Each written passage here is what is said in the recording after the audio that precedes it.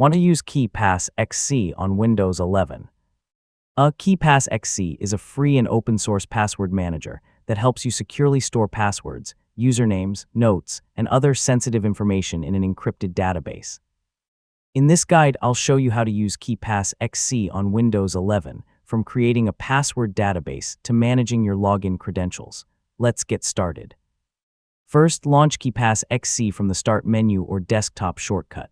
If you're using it for the first time, click Create New Database and follow the setup wizard. If you already have a KeePassXC database, click Open Database and unlock it using your master password. Once your database is open, click Add New Entry to save your first login. Enter a title, username, password, and website address.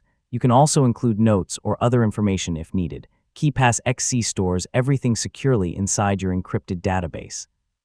If you're creating a new account, use KeePassXC's built-in password generator instead of choosing your own password.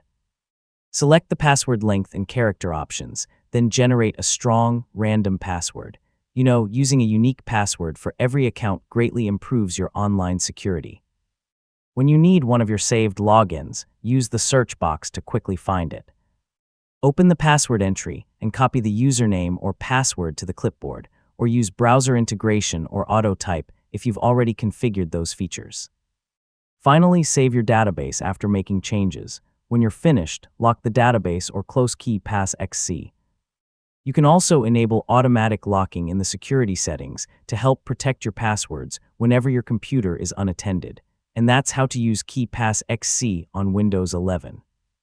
By securely storing your passwords, generating strong credentials, and organizing your accounts in one encrypted database, KeePassXC makes password management simple and secure. Thanks for watching, and I'll see you in the next tutorial.